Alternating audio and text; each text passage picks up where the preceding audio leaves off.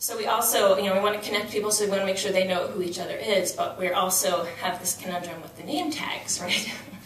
So do we invest in the plastic things that people, you hope that you get these back at the end of your event? Do you ever try to do that?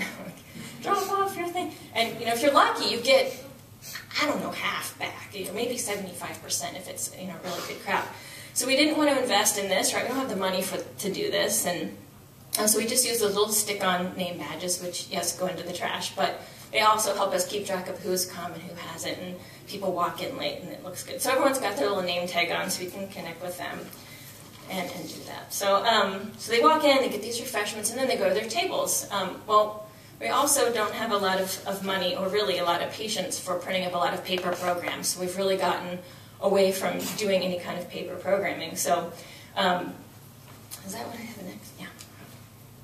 So we put this slide up. This is from our Earth Day slideshow. So people come in, kind of have our little logo and mission statement right away, but then we put up our program. There's 1 or 2 copies on each table, so if you really need to look at it, but generally if you go into a reception and you get the little agenda, you're going to look at it for the half hour that you're there, and then it goes into the recycling stream, hopefully.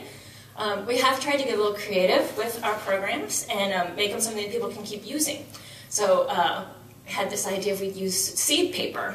And, it's recycled paper with seeds built in. We thought, oh, this will look really cute and organic, and they can use it. It's not going to be trash and recycled. Well, this is a really bad idea if you don't get the smoothest seed paper in the world. So I think we clogged up a few printers with that because the seeds kept coming off. So don't try the seed paper. But that was a really great idea. We keep trying different things to do with that. But we found if we just put it up and there's 1 or 2 copies on the table for people if they have to have them, then great. So we're always trying to seek out this balance, what makes sense financially as well as environmentally. So how do we pay for the event? Because again, we are feeding people, we do have to print a few things, we do have some awards, which I'll talk about a little bit later, just another way we really foster these ties between campus and community. So we get underwriters from community organizations, and of course we make sure to show off who they are as well. And they help foot the bill. They help pay for the food, and it also builds good relations between them. Of course, they're all invited to the event. We recognize the people that are there from these organizations, thank them for supporting it. But it also highlights some of the businesses that are really focused on sustainability in our community and the good things that they're doing, not just helping our event, but what else they're doing in the community. And we usually give a shout out to what they're involved with in the community there as well. So there's a couple other ways that we build relations between campus and community at our annual Earth Day reception.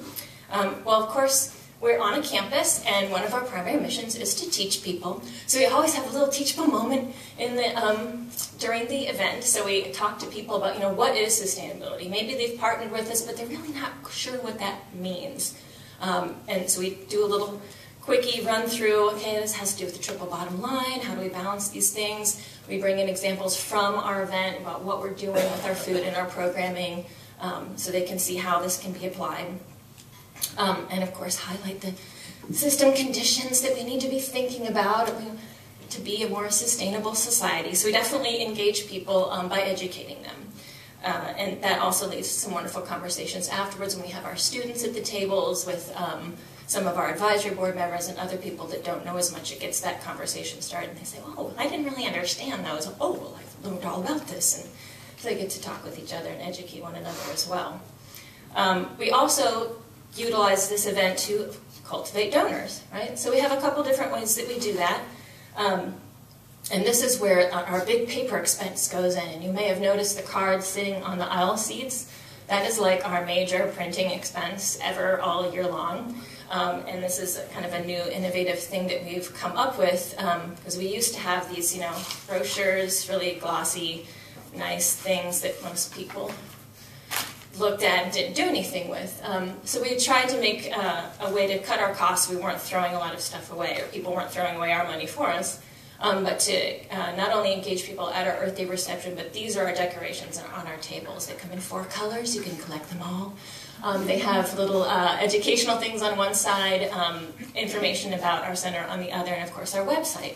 So it connects them back into our community. Once they come to our website, they can give to our program. They can find us on Facebook. They can just get in our conversations on our upcoming blog and find our YouTube video, so we can start building more of a community that way as well. But those are our big expenses, our little color-coded cards. So feel free to collect all four. I have more. But so they're out there. But we're also trying to highlight other opportunities to give. We've partnered up with 1% for the Planet, which you're not familiar with. We can talk to you more about that later, but it's a way for some of the corporations in the region can donate here, and then we can receive funds because we're in their region. So we definitely highlight that and talk about the organizations that are present that are already involved in this. So it's another way for us to highlight, here's our community partners and what we're doing with them. The other way that we reach out and connect between campus and community, Liz is going to talk about a little bit here. And we bring together mayors and elected officials in the cities to sign a proclamation declaring June as Green Michiana Month.